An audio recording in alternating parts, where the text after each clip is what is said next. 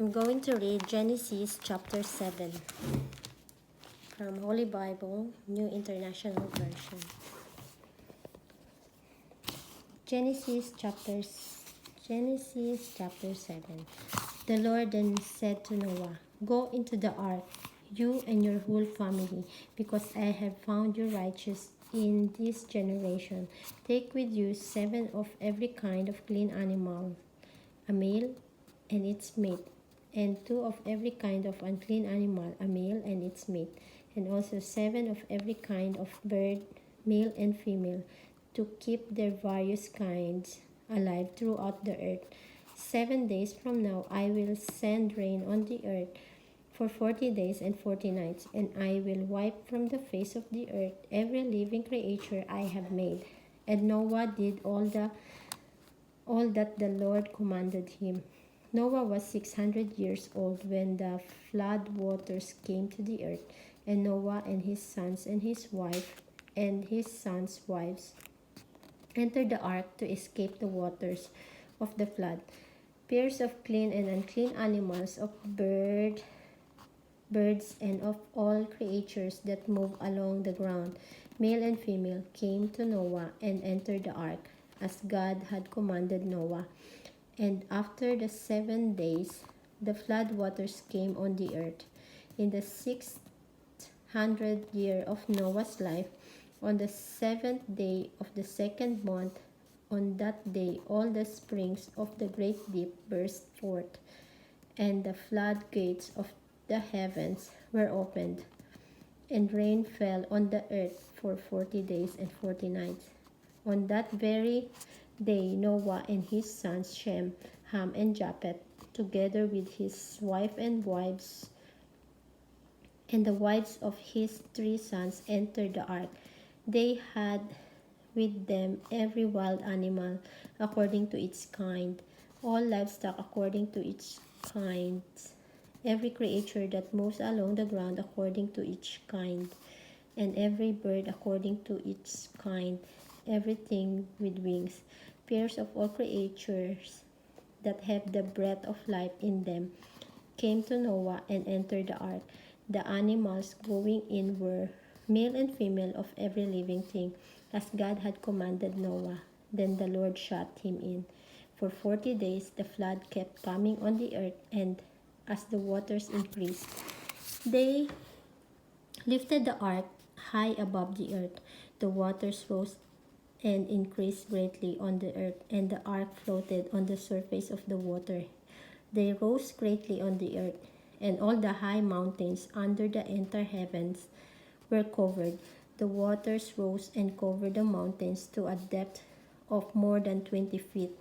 Every living thing that moved on the earth perished: birds, livestock, wild animals, all the creatures that swarm over the earth, and all the mankind, everything on dry land that had the breath of life in its nostrils dried.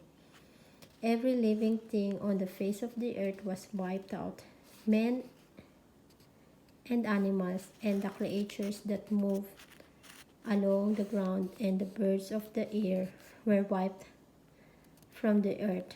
Only Noah was left, and those with him in the ark. The waters flooded the earth for 150 days, but God remembered Noah and all the wild animals and the livestock that were with him in the ark. And he sent wind over the earth, and the waters receded. Now the springs of the deep and the floodgates of the heavens had been closed, and the rain had stopped falling from the sky. The water receded steadily from the earth. At the end of the 150 days, the water had gone down, and on the 7th day of the 7th month, the ark came to rest on the mountains of Ararat.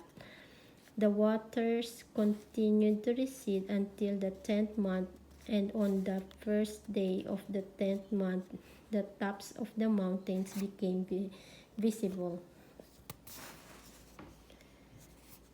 After 40 days, Noah opened the window he had made in the ark and sent out a raven, and it kept flying back and forth until the water had dried up from the where is it? Dried up from the earth. Then he sent out a dove to see if the water had receded from the surface of the ground. But the dove could find no place to set its feet because there was water over all the surface of the earth. So it returned to Noah in the ark. He reached out his hand and took the dove and brought back to himself in the ark. He waited 7 more days and again sent out the dove from the ark.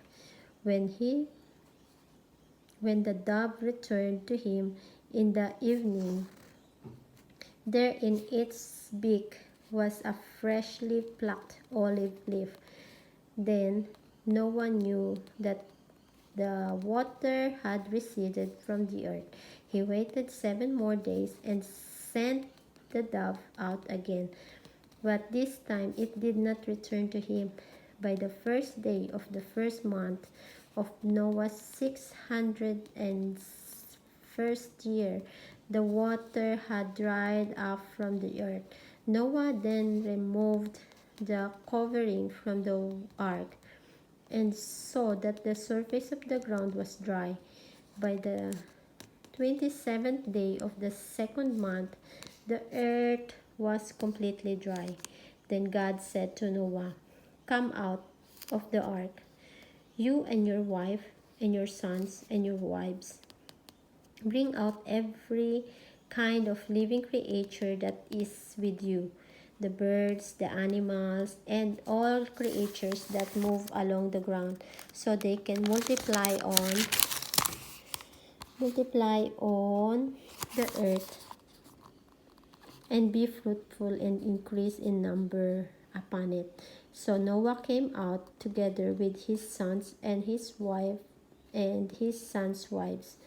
All the animals and all the creatures that move along the ground and all the birds, everything that moves on the earth, came out of the ark, one kind after another. Then Noah built an altar to the Lord, and taking some of all the clean animals and clean birds, he sacrificed burnt offerings on it.